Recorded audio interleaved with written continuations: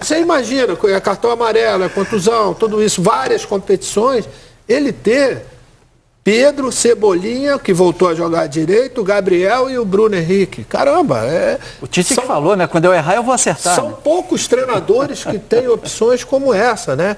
Você olha para o meio-campo hoje, você tem ótimas opções no meio-campo. Isso é talvez, agora com a chegada do Vinha, né, para a lateral esquerda, ele está coberto. A lateral direita, o Wesley ontem, eu acho que sem o peso de ter, vamos dizer, aquela sombra, eu acho que ele esteve melhor do que ele estava, principalmente na parte tática. Lógico que não foi muito exigido, porque o Sampaio Corrêa não exigiu. Mas, principalmente, a armação da jogada. Porque antes, até mesmo do jogo de ontem, toda hora que a bola estava do lado esquerdo, ele já estava partindo. Ontem ele estava indo na hora que ele se pressentia que a jogada ia chegar no meio, que pudesse ter uma virada de jogo. Então, essa cobertura pelo lado direito, no caso do contra-ataque, pelo menos ela ficou demonstrada. E talvez o fato de não ter uma sombra assim, possa ajudá-lo para que ele possa também jogar aquilo que a gente sabe que Para o Wesley tem uma diferença atuar com o De La Cruz ali e atuar com o Luiz Araújo, porque o Luiz Araújo é o jogador que busca também o corredor, a profundidade, e o De La Cruz é o jogador que vai buscar mais centralizar a associação no meio, com a Arrascaeta com o Gerson.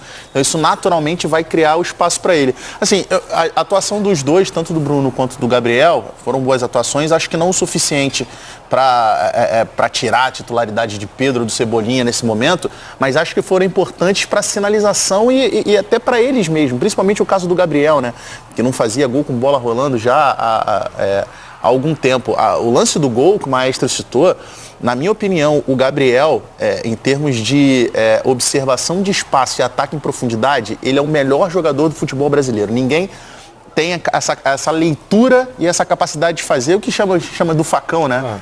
Assim, não tem ninguém no Brasil que consiga fazer isso com a mesma qualidade que ele tem. Agora é isso, é conseguir encontrar a confiança, e essa confiança, a recuperação do futebol dele, ele só vai encontrar do jeito que foi ontem, fazendo gols. Depois ele até perde uma grande oportunidade, né?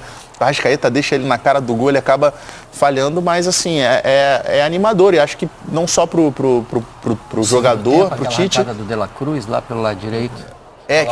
Que ele recebe do Tem uma outra coisa também que o Tite, né, já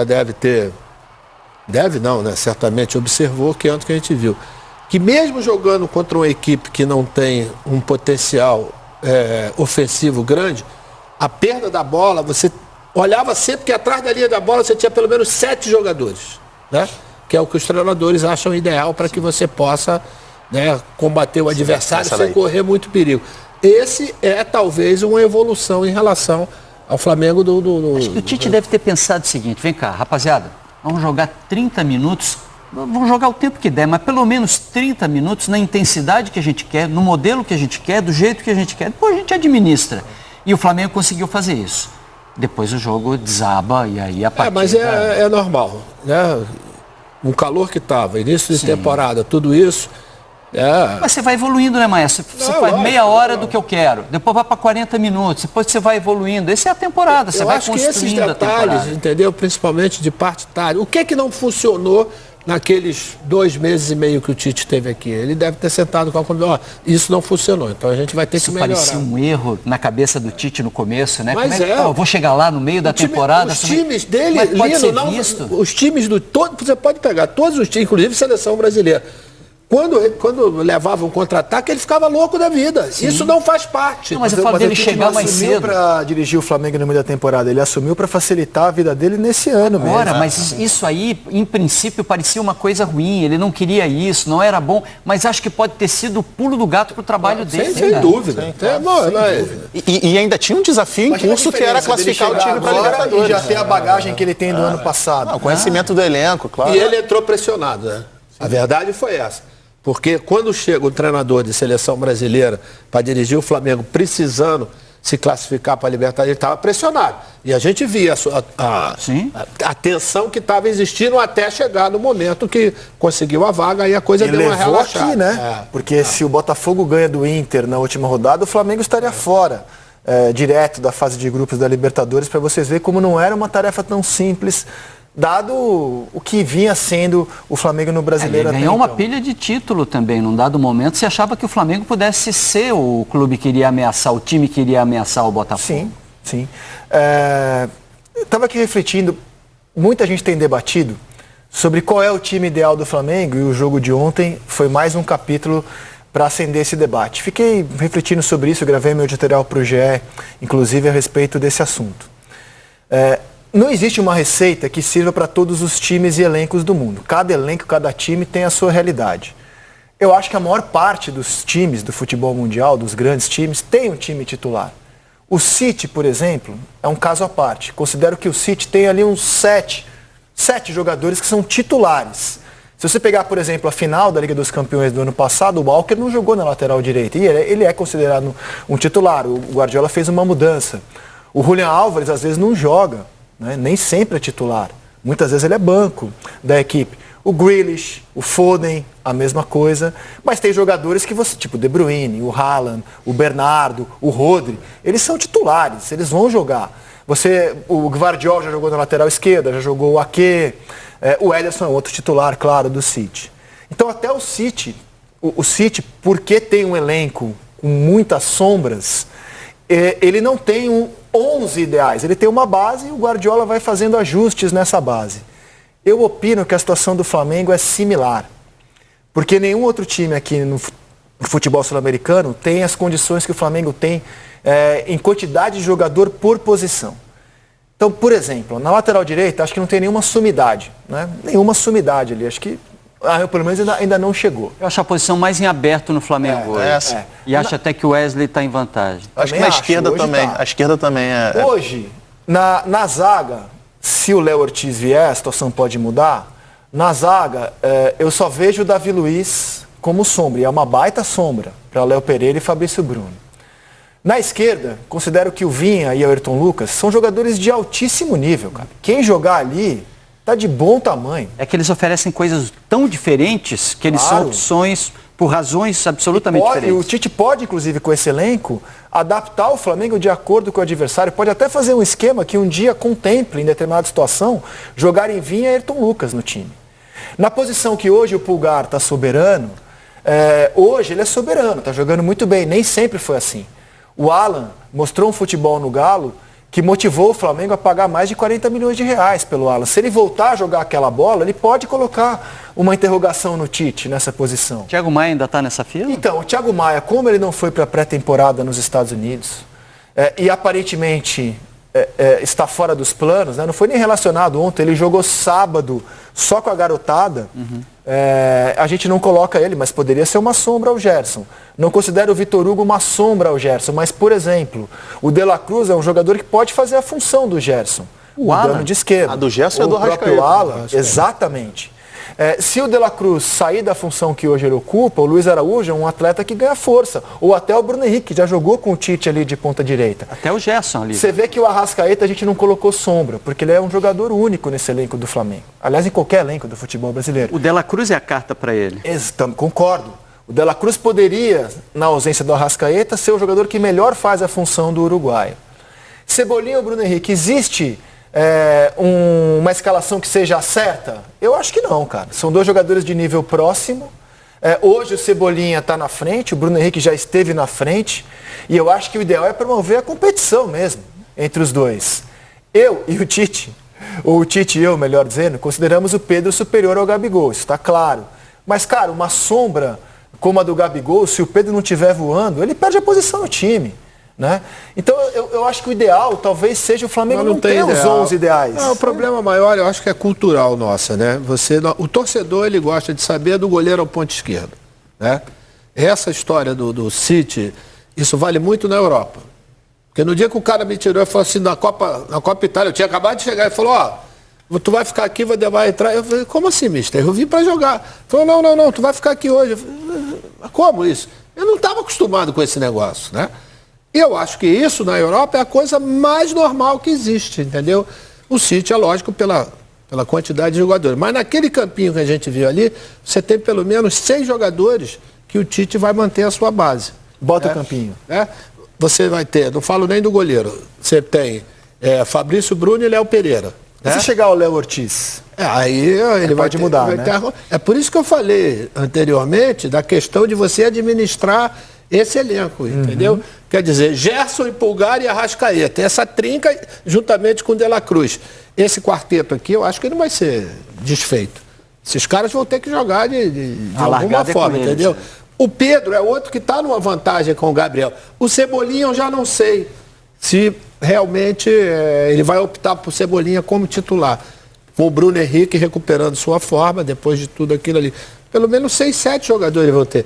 Administrar a cabeça do jogador dessa forma, porque o cara gosta de dizer que é titular. Não adianta, isso é a cultura. Mas como ex-atleta, como você vê o Tite promover a disputa mesmo? Ó? Não, eu quero que vocês se matem aqui para ver quem está melhor. Não, ele não vai precisar nem falar isso, porque o cara por si só ele vai saber, né? O Cebolinha sabe que ele não pode piscar em campo, não pode dar um mole, porque imagina o nível de treino do Flamengo. De treino, coletivo do dia a dia ali. Essa galera toda aí. Imagina o nível. Dessa galera toda, Pedro, só o Arrascaeta pode dormir tranquilo. Por isso que a gente colocou o Arrascaeta, o único que não tem sombra. Que pode cair o mundo que o 14 vai estar dentro. Porque o Tite tem usado o Matheus Gonçalves, com todo respeito ao garoto. Não é uma sombra para o Arrascaeta. Mas é uma ótima opção que ele vai ter. Claro. É uma ótima opção, que o garoto depois do ano... Eu não vou chamar ele de sombra do Bragantino, ele vai ser bastante útil mesmo dentro da temporada. Assim, o Flamengo conseguiu construir o que é o mundo ideal do futebol. O Flamengo tem um elenco... isso garante que o Flamengo vai ser campeão de tudo ao longo da temporada? É claro que não. Mas deixa o Flamengo muito mais próximo do que se tivesse um time ruim, um elenco que não fosse recheado assim. O seguinte, o planejamento que foi feito, ele dá a possibilidade de abrir para você brigar por todos os títulos, de verdade. Todos. O ano passado não aconteceu isso, porque você tinha 2 competições, né? Logo no início, e quando foram férias de 40 dias, quer dizer, para você entrar no esquema, para entrar em competição logo, não existe. Agora não. A gente vê que a equipe está fisicamente preparada para começar. O futebol de 5 substituições mudou a lógica, né? Favoreceu quem tem elenco. Não, mais do que isso, você precisa ter esses jogadores, porque você tem que ter 90 minutos de intensidade alta. 90 não, 100. Hoje o futebol tem 100 minutos, 5 substituições e uma necessidade constante de intensidade. Então você vai usar esses caras. A gente pega, por exemplo, o Dorival, no ano do título da Copa do Brasil, há 2 temporadas atrás. Se discutiu muito o fato dele abriu mão do Campeonato Brasileiro. Vale a gente lembrar que o Flamengo foi jogar contra o Palmeiras no Allianz com o time reserva. Abriu mão do Campeonato Brasileiro. O Flamengo naquela época já tinha um grande elenco, mas não era o que é hoje.